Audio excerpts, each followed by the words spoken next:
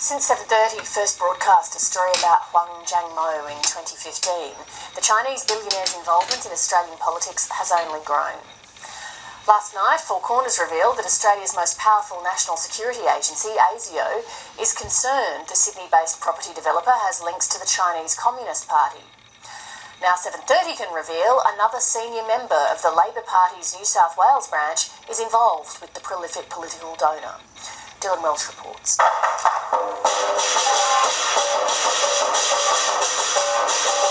The Chinese New Year Lantern Festival in Sydney is one of the highlights of the community's calendar.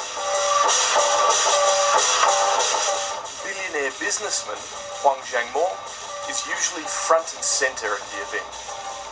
This year, he was kept away from the main guest. It was in stark contrast to the warm treatment he received last year.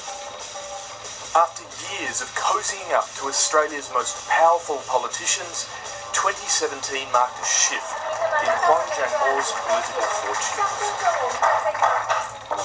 I think he will be angry.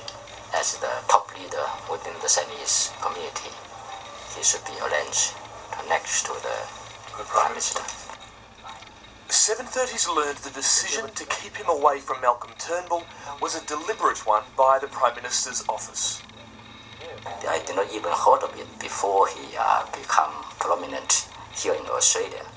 So he must got quite strong support from the Chinese authorities.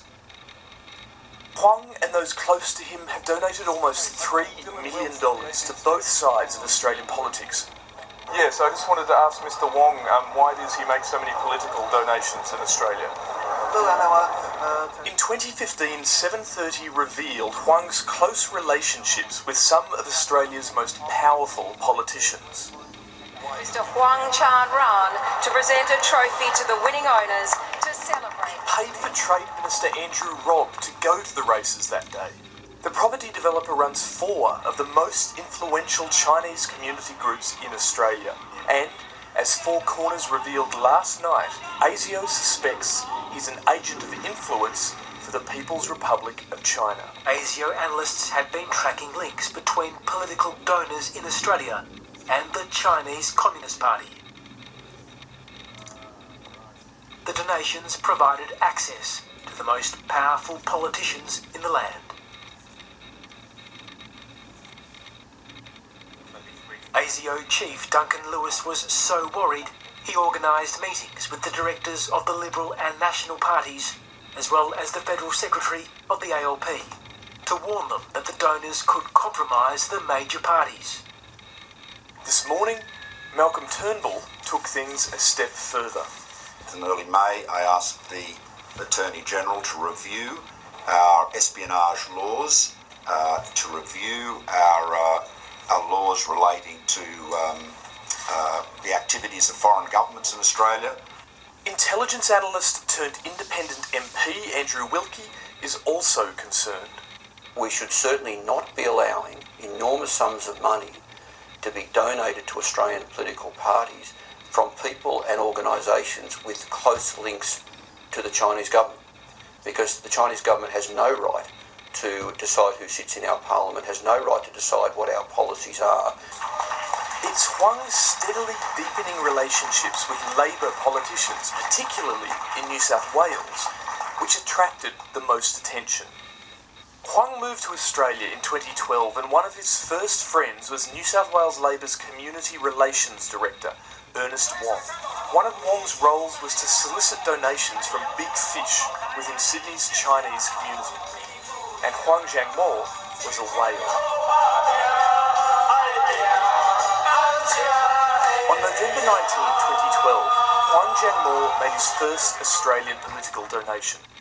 He flicked $150,000 to New South Wales Labor. On the same day, 2 of his businessman mates donated a further $350,000 between them. All up, $500,000 in one day. The $500,000 that you're referring to is a very significant amount in the sense that it counts for more than half of private money coming from non-union sources.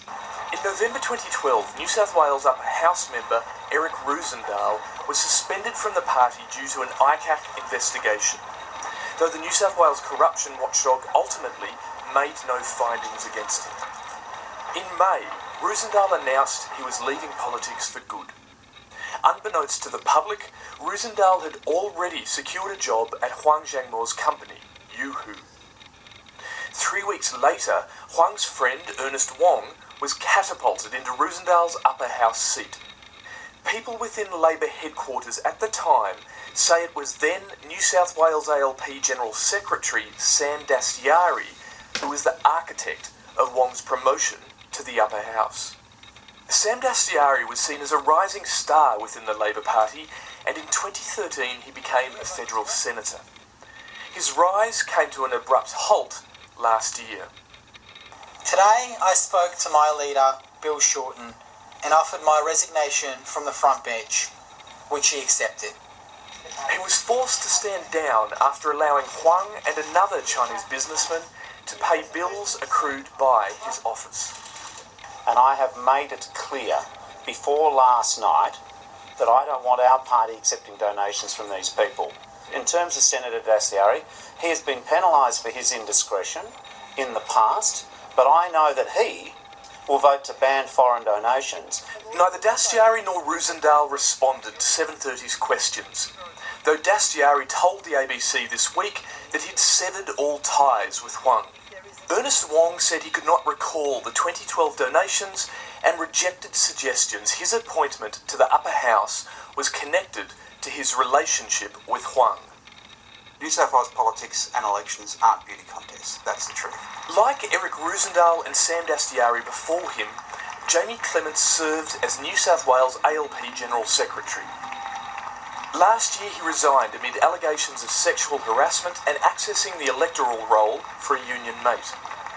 He denied the allegation and it never made it to court, but last month he was convicted over improperly accessing the electoral roll. Clements started a law practice in a Sydney office block owned by Huang Zhangmo and only a stone's throw from Youhu's corporate headquarters. Clements has since changed that address. Now, his legal practice shares an office with the Federation of Australian Shenzhen Community. Today, Labor leader Bill Shorten sought to distance himself from the former ALP party man.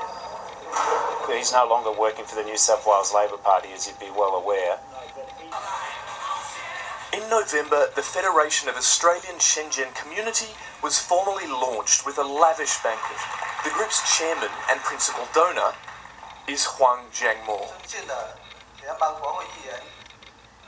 Clements would not discuss for whom he'd worked since leaving politics. He told 730 he hasn't undertaken any work for people or organisations that lobby for Chinese interests in Australia. How about we thank Mr. Huang with 3 cheers for his generosity today? Hip hip. Hip hip. None of this is illegal, but people like Andrew Wilkie question whether it's appropriate for pro-Chinese organisations to be so close to elected politicians. While there's a lot of good people in the New South Wales Labor Party, I think it's a reasonable conclusion to draw that so much money has now come from Chinese interests to at least the New South Wales branch of the Labor Party. You know, in essence, China has bought the New South Wales Labor Party.